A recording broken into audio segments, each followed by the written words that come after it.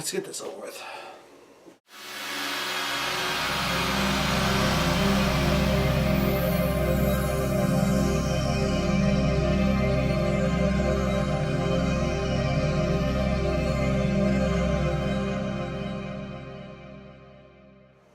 Hey, what's up? It's Kiljaedas.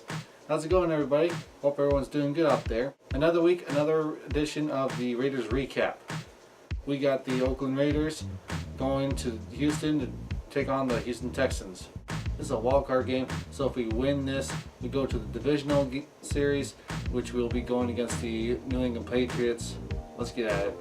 Final score of the game, Raiders 14, Texans 27. Texans are going to the divisional series against New England. This was set in stone early, guys. It really was. There was nothing we could do. You know, we could have enough faith in Connor Cook if we want to, but unfortunately it was just not enough. He is a third string quarterback after all. He takes 0 reps in practice, and that's pretty much what happened. Let's move on to some stats now. Pulling out our handy dandy iPad here.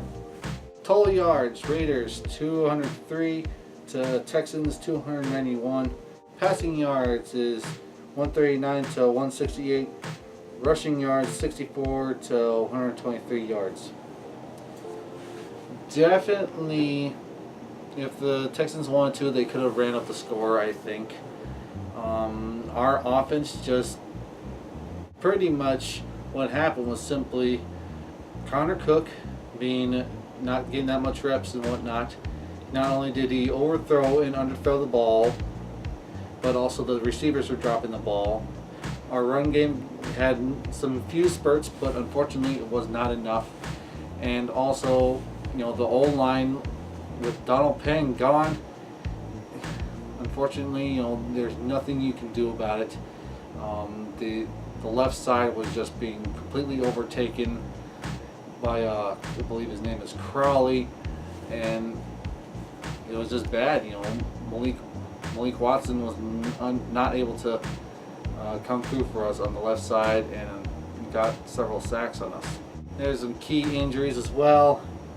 You know, again, you got Donald Penn with a fractured knee. He was out on the sidelines and everything, you know, due to the Broncos game. You know, again, he went down that one time, and it was one of those where you just kind of hope and prayed, and sure enough, it was not enough. He got a fractured knee, so, you know, our chances of going forward was just, you know, it was getting to near impossible, and sure enough, you know, it turned even more impossible once more people started getting injured. I mean, Assembly had a bad ankle. Crabtree had an ankle, then he went out later on to do a concussion protocol. Once he was out, you know, that you know, made it even more impossible for us. Amari Cooper had a shoulder. Nate Allen had a concussion, was out. Without Nate Allen, I mean, another key defender, and with him out, you know, there was no way. Malcolm Smith had a hamstring. You know, he was pulled out as well. You know, another key injury right there. Andre Holmes had a shoulder issue, and Carl Joseph had a toe issue. But they played as well. Offense couldn't do anything, and the injuries are, you know, just piled up, making it impossible for us to win. And unfortunately, that's just how it went, and that's just how it is. Let's go on to player stats now. Connor Cook, 18 for 45, 161 yards, 3.6 average, 1 touchdown, 3 interceptions. He's a three-string quarterback, guys. I mean, that's pretty much it. I mean, you can only do so much to prepare yourself, but when you're taking no reps at all in practice, because Derek Carr already mentioned that he takes all the snaps in practices, like 99.9% of the snaps, you know, which means McGloin's going to be getting the second team out there, and then of course, you know, Cook's just going to be sitting there going, you know, twiddling his thumbs, you know, doing absolutely nothing except for possibly watch and study. So unfortunately, just how it goes. I mean, overthrew pretty much all but one of the passes that were for an interception was for him overthrowing people, and then Crowley just had that excellent play. Crowley just did an excellent job in just tipping the ball, keeping his focus, and actually catching the ball and everything. And what can you do about that? For rushing, Amari Cooper, 1 attempt for 0. Murray, 12 for 39, 3.3 average, 1 touchdown. Olawale, 1 attempt for 6 yards, 6 yards average. Richard, 3 for 3, 1 yard average. Washington, 4 for 16, 4 average. We just couldn't get our running game together, guys, and it showed. And again, it didn't work. The first time against Houston. What were we supposed to do? The second time around, without Derek Carr, without Donald Penn. Pretty much the defense is just licking their chops at our offense, knowing that they're going to come away with a whole bunch of sacks. And pretty much that's just what happened. Receiving, we got Cooper, 2 for 10, 5 yard average. Crabtree, 2 for 33, 16.5 yard average. Holmes, 4 for 50, 12.5 average, 1 touchdown. Murray, 1 for 12, 12 yard average. Richard, 2 for 8, 4 yard average. Rivera, 4 for 31, 7.8 yard average. Roberts, 1 for 1, 1 yard average. Walford, 2 for 16, 8 yard average. For the receivers, it is simply, besides